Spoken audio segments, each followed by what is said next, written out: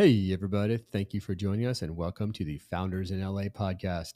I'm your host, Ethan Cole, and this is an opportunity to shine the spotlight through a product lens on some of the exceptional startup founders we have as part of the LA community in an unedited, one-take organic conversation. With us in the studio today is Laila Aitken. Thank you for coming down, Laila. Well, thank you for having me. I enjoyed the drive over here. This is going to be a great one. But first, a word from our sponsors. Founders in LA is brought to you by Unita. Unita Club is a co-working space that sets itself apart. With locations in El Segundo, Manhattan Beach, and Hermosa, Unita is where creativity flourishes. Unlike traditional offices, they provide an inspiring environment where ideas can thrive and businesses can grow. With Unita, there's no hidden fees, flexible terms, options for dedicated offices, and unlimited access to conference rooms, a photo studio, a podcast studio much like this one, plus standard and 3D printers, and 24/7 access at any of their locations. They're local champions who support neighborhood businesses, open their event spaces to nonprofits, and celebrate art, music, and culture. Join Unita Club and experience co-working like never before. Learn more at www.unita.club. That's UNITA.CLUB. We're also brought to you by the Product Managers Association Los Angeles, available at PMA.LA. They are the largest professional organization for product and designers in LA, with more than 4,000 members from over 500 companies. They host monthly meetups, organize a product leader council, and have a mentorship program where they connect working product managers with students from underrepresented groups to build a better and more diverse next gen. To learn more about PMA, go to PMA.LA. To learn more about the mentorship program, go to PMA.LA/mentorship. Our guest today is Laila Aitken. She's the co-founder of Split.Fyi. Laila, can you give us a 30-second description of Split.Fyi? Sure. Well, Split.Fyi is essentially, it's a tech-enabled divorce platform, management tool, and community. That really supports people through the throes of their emotional and financial concerns or challenges through the divorce and separation. Wow, this sounds similar to some conversations we've had in kind of like a death tech space where it's a part of the life cycle where technology really hasn't played that much of an importance to this point, right? It feels like, is this divorce tech? Like what category do you usually place this under? So it's interesting you say that, first of all, because I also equate it to like a triage center, right? So, when you're contemplating divorce or going through it in the thick of it or coming out of it, right? There's an evolution of an emotional cycle, but also this overwhelm because there's so many things that you need to do or think about that your capacity, emotional capacity, isn't enabling you to do so.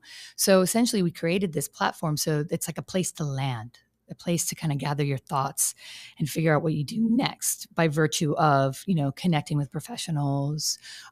There's an intake form to assess where you're at and what your needs are. Right. And then we allocate, the best resources for you, whether it be interactive tools, whether it be educational tools, professionals that might help you and assist you through that program or the next stage of it, the process. And the most important thing is the community aspect of it. And I say that because what I realize is like when I started this venture, I really realized that it's so isolating when you're going through a divorce, right? You feel isolated. You feel like you're alone. You feel like you're doing this on your own, even though most people have family, friends, support around them, 100%. But you think, there's so many emotions that you're going through that you're feeling like, oh my God, I don't even know if I can talk about this. I don't know what to say. I don't know what to do. So this is kind of like a safe place, a place of grace, so to speak, that you can be kind of raw with your feelings and connect with others who are either going through it or professionals and who can mentor you through it. So that's really important aspect of this technology platform. Yeah, and you bring them together and you're able to do this, I guess, through this technology, you bring it to them. It's not that you have to go to, maybe traditionally would have been in some sort of support group if it was more open. And I think for this area, there probably were some, but it wasn't that popular. But with this technology, you're able to bring it to them. You're able to have it from your computer or your phone. Exactly. In a safer space that you feel comfortable reaching out to folks. Exactly. We have we have forums within the platform that you can connect with that it really pertain to your needs, right? So, for example, there are people who are going through a divorce or separation with no children.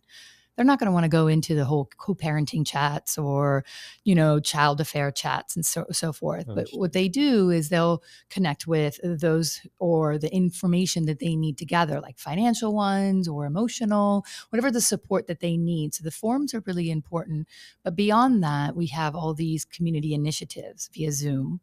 Some are more designed around like the mentorship and the coaching aspect and accountability. So, and some are just like free for all of just come in. If you want to chat, you chat. If you don't want to chat, you just feel like listening, you do that. So just connecting with others and hearing other stories, because we talked about stories, how important it is. Right. It lessens that, that, I don't know, psychological feeling that, oh my God, I really am just the only one going through this. Which the numbers better than I do. I mean, the numbers for folks who are going through it are it's like 50% of marriages end in divorce. Right. So it's the irony of feeling isolated, where 50% of your peers who are in that same space as you are also going through it or will go through it. And so, like, for example, I know I don't want to jump into another section, but I went through it myself. But this is a great segue. Okay, so how did you get to dedicating your life to this? Right. So that actually is a good, first of all, I've been a serial entrepreneur all my life. So I've fortunate to live in Florence, Italy. My mom's Italian and I speak Italian fluently. So when I moved there out of college, out of university, I was like, I think I could stay here. What can I do? How can I stay here? So I started a relocation and property development company about a year into when I was living in Italy, because I ended up working for a woman who had high-end, real estate and so forth. And I was like, whoa, I see the need. So I created this opportunity so that I could stay in Italy, basically. As you do. I mean, that's a lot of startup of just out of need. You find a need for something, and right, and you find a way. And right? I'm 20, and I've got like the American gusto behind me, and the Italians are still living with their parents, and it's like such a juxtaposition. And they all thought I was crazy for doing it, and I was like, I see the opportunity. And in fact, there's so many expats, especially in Florence, who are moving there from America and the UK, who spoke only English, who really needed that support through that transition, because they were moving there for a good year or two, maybe indefinitely. So, and then I'm partnered up with a real estate agency out of London called Savills, and we became their kind of liaison in all of Tuscany. So that was my first startup. And then after that, I moved to London, UK. I sold my side of the startup to my business partner and moved because I got married.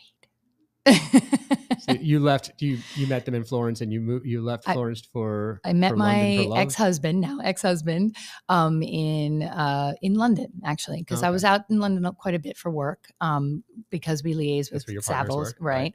And I went out to London quite a bit. I met my now ex-husband, but then husband, and we just decided. He couldn't speak English. He had his own startup. I thought, you know what, I'm ready to move. And I thought the timing was right. So I moved to London.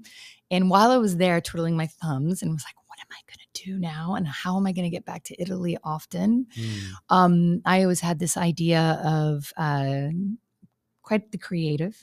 So I created a line of jewelry and designed it and went to Florence to this factory that I knew the owners of. And I said, hey, can you just realize this jewelry for me and see what happens? And I'm going to just test out the waters. And that's how I did it.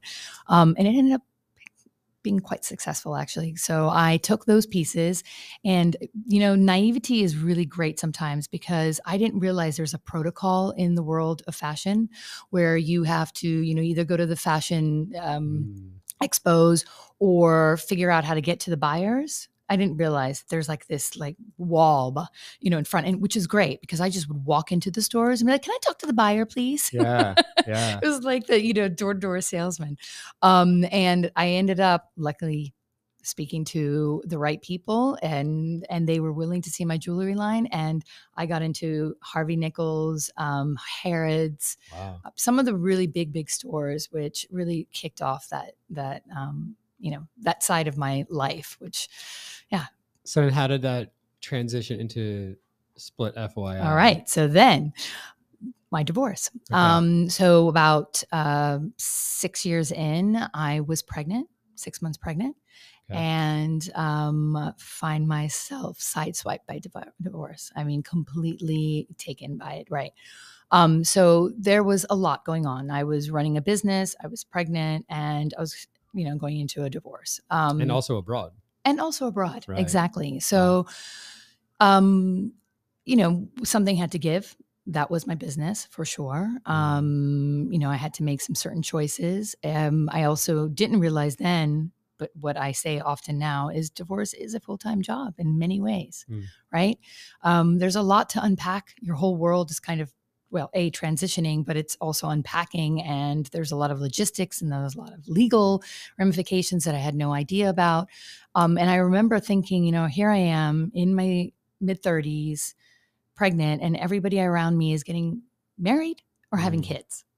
And I was really alone through the process. So my family, of course, rallied up around me. I have amazing family. I have great friends, and they all try to rally up around me. But to be fair, it was really tough, especially when somebody's not going through it, right? And family always has that biased approach and take, and they're in it with you. They're angry with you. They're emotional with you. It's hard for them to stay objective, right? And I was desperate to find a connection. And this is why I'm leading to what Split.Fyi really kind of birthed from, was that idea of like, wow, there's not a place to really get educated, a cohesive place, a trusted place, all the resources and all the things that you were, especially back then, looking up, were coming from all the lawyers or the legal firms, right? And so I felt it was very biased, and that, it was really geared towards being super reliant on the legal, firms that are going to, lawyers and so forth. So the only place I could find at the time was a church support group. Never been a day in my life in church. Right. I mean, I've been a couple of times with my mom for sure, but I mean, you know what I mean? Like, I didn't even think twice though. I was like, I am going in there. I don't care. I need to connect with others. I need to feel that this is normal. I'll be okay. That reassurance. And, that was the idea. I said, there's got to be an easier way. Right. And there's got to be a better way. There's got to be a better way. And there's got to be a place really that we can gather that information and gather our thoughts, and also figure out, am I strategizing with my lawyer enough? Like, I just let my lawyer kind of do what she did. And, I had no way of just trust. This is what they do all the time. Right? Yeah. Because you're not educated. I mean, part of it is like, got to educate them. And listen, outside of legal, there's an education process, right? It's like, how do you interview for a lawyer? What are your needs and your desires? How, what kind of information do you want to provide to them so that they're efficient as well? So all those things that we've, collated this data and really created this platform that's going to help people strategize, feel confident in their rapport with their legal counsel, should they go down that legal route, and just feel more confident in the process, basically. There seems to be a parallel too. We've spoken with Sarah Grifferty and Daniel Shaw, who work in the death tech space, of this life event that happens to many, many, many folks. And it feels like you're bushwhacking through the wilderness. And thank you for coming up with a good solution, a technological solution that helps provide guidance. It's not, with the challenging thing just sitting here is like, wow, it's so rough to hear that this is this is like kind of the lonely time that folks are going through. It's bushwhacking through the wilderness. You don't know what's happening. And man, it's a well-paved road for some folks. And so thank you for helping pave that road. Thank you. This is phenomenal. So it's Split.Fyi. Grounding this back in LA, I was wondering if we could hear from you with just the most LA thing that's happened to you. Now, it can be tech related. It doesn't have to be. Okay. Well, I mean, God, LA, first of all, I wanted to say that LA is really coming from London, UK, and I moved here about 5 years ago. Right. It really is that American kind of dream place, right? Like anything can happen. I had this idea of Split.Fyi for God knows how long. And it was really until I came here that I was like, I can do this. You know, I met the right people. People were open to networking and hearing your story. So that's one aspect. But a real LA moment, and I'll say this is, I think the first LA moment I had was I met Harry Winkler, who also known as the Fonz. The Fonz. The Fonz.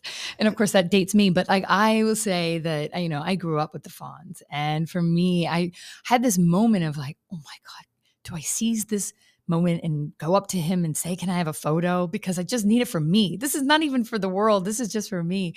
Yes. Did you? I did. Yeah, right. And I not only did that, but it was so reassuring that here's somebody I looked up to growing up and loved and really entertained me to the degree. But then he's so kind and he's so gentle and he's such a great soul. And he just was like, absolutely, come in, let's have a photo, you know? And that's just reassuring because, you know, a lot of times you hear that people are so affected by being a celebrity or so forth. And I have not ran into any of that, by the way. You know, good. all my moments that I've run into, I mean, actually, another one I really, really quickly will mention because it's hilarious. I literally bumped into Sylvester Stallone. But I mean, I literally bumped into him. I was like, oh my goodness. And I was the one distracted, but he took it on board. No, I'm sorry. I was probably not looking. Or like I love you. You know, just such a gentle person again, you know, Mr. Rocky himself. And I've had just great those LA moments. So you're like, only in LA. Oh, those are terrific, both in terms of like the star power, but I hear you also in terms of the tech community. It really is a phenomenal community. People are willing to share and meet each other. So yeah. Oh, that's phenomenal. Well, thank you again, Laila, for joining us. This is Laila Aitken, and it's Split.Fyi. Yes.